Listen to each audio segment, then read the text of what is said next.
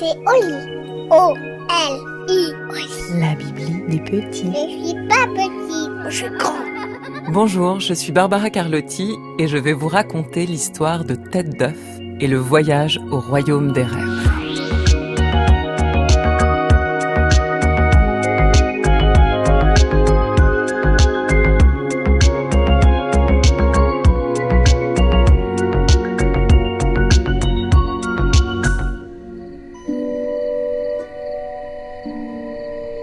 Il était une fois, ou deux, ou trois, et sans doute plus que 1000, une petite fille nommée Vivi et un petit garçon nommé Harry, de 4 ans son cadet, qui n'avaient plus du tout envie de dormir le soir quand la nuit tombait.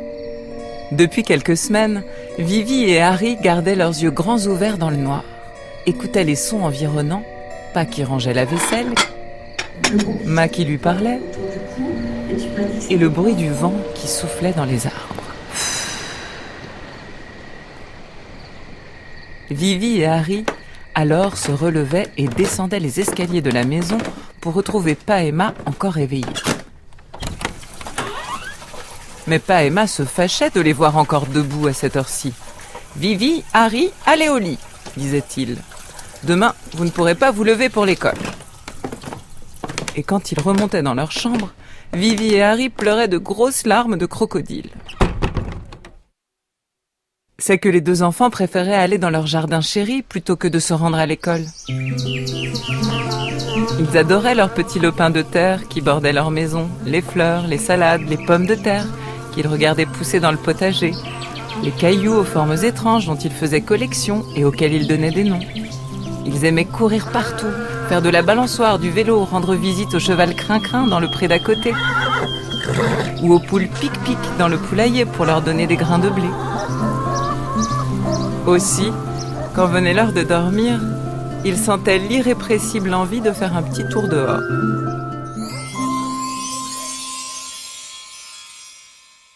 Un soir de printemps, Pa et Ma les avaient couchés avant d'éteindre la lumière. Dans le noir, Vivi et Harry écoutaient les sons voyager jusqu'à leurs petites oreilles. Mais le sommeil ne pointait toujours pas le bout de son nez. C'était la veille de Pâques, et chacun dans son petit lit, écarquillant les yeux, regardait l'obscurité. Leurs petites jambes les démangeaient, et encore une fois, comme tant d'autres, ils gigotaient. Leurs mains dessinaient des formes au-dessus de leur tête, et l'envie les chatouillait plus que jamais de descendre voir Pa et Ma.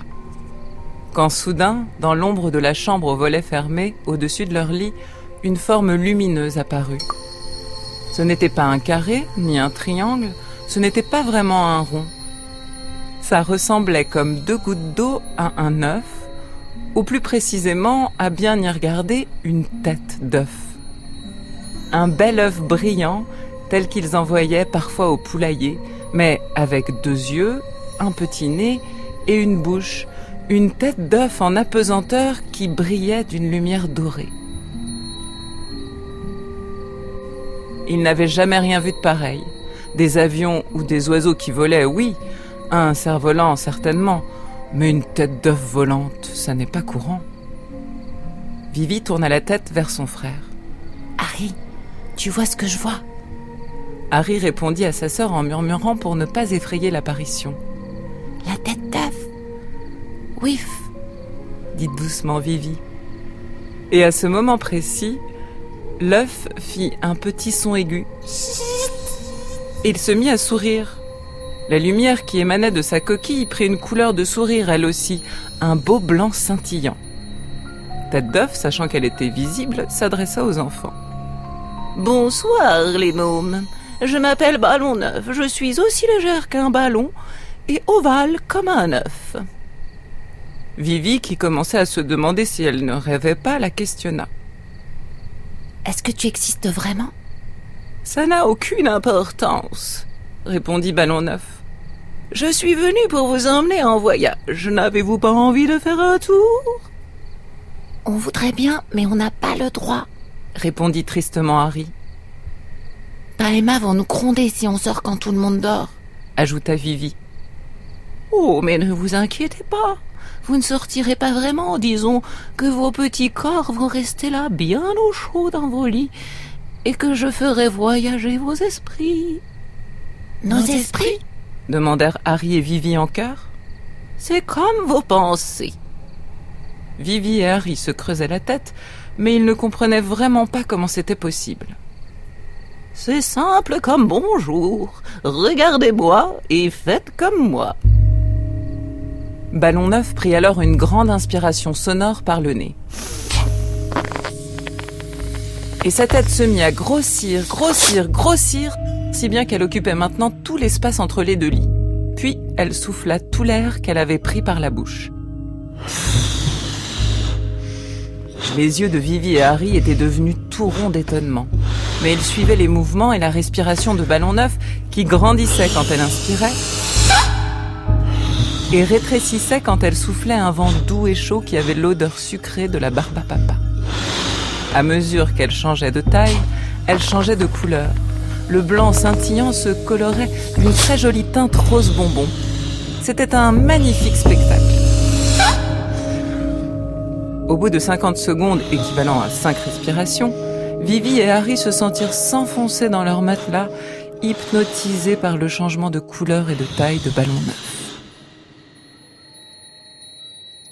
« Maintenant, vous êtes prêts pour le grand voyage au royaume des rêves. » fit Ballon Neuf, et Vivi et Harry se mirent à bâiller et bâiller encore.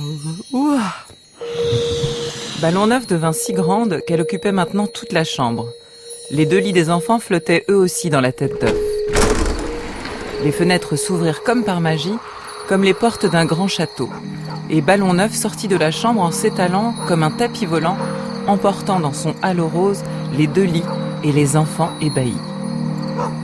Ils entendaient toujours sa voix, tandis que baignés de lumière, ils survolaient leur petit jardin adoré. Vivi, Harry, mes petits, vous voyagez maintenant au royaume des rêves. Tout endormis que vous êtes au fond de vos lits, vos pensées, votre imagination sont ici des vaisseaux spatiaux qui peuvent vous emmener partout et transformer le monde. Vous volez au-dessus du jardin, vous pouvez toucher ce grand nuage à côté de nous et même en manger un morceau. Je vous conseille d'y goûter, c'est très bon. De leurs petites mains tremblantes, ils prirent 2 poignées de nuages argentés et léchèrent la texture mousseuse comme de la mousse de lait. Miam, miam, miam, miam, miam, s'écria Harry en s'empiffrant. Ballon Neuf rit de bon cœur et ajouta: Le royaume des rêves, c'est ce très bel endroit de pensée dans vos têtes, dont les portes s'ouvrent quand le sommeil vous gagne. Quand vous poussez les portes du sommeil, formulez 1, 2 ou 3 vœux. Tout ce que vous avez envie de faire, la nuit pourra vous l'apporter, avec des surprises en plus. Vivi se mit à penser. J'aimerais beaucoup faire pousser une corne sur le front du cheval Crin-Crin et des ailes dans son dos pour qu'il se transforme en licorne. Je pourrais m'envoler dans les airs avec lui. Et tandis qu'elle formulait ce souhait, elle était déjà sur le dos de la licorne à tournoyer dans le ciel nocturne en envoyant des bouts de nuages comme des boules de neige à son petit frère. Harry, pour s'échapper, glissa sur un arc-en-ciel toboggan et se mit à jongler avec des gouttes de pluie dont chaque rebond faisait un son de bulles magiques qui dansent, une belle petite musique qui enchantait leurs oreilles.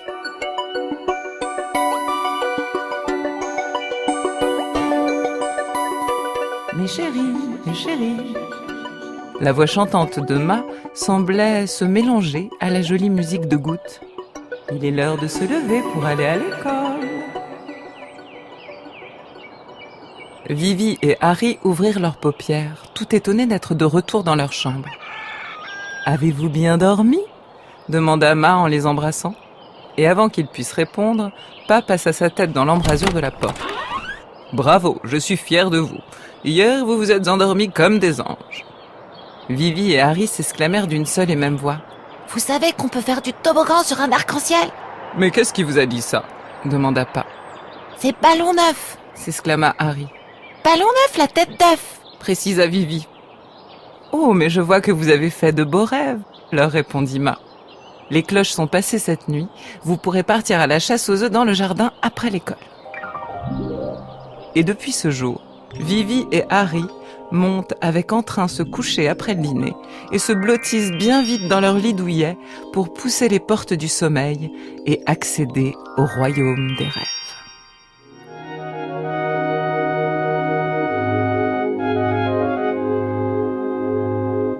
Et voilà, l'histoire est finie. Et maintenant, au lit. Non, une autre.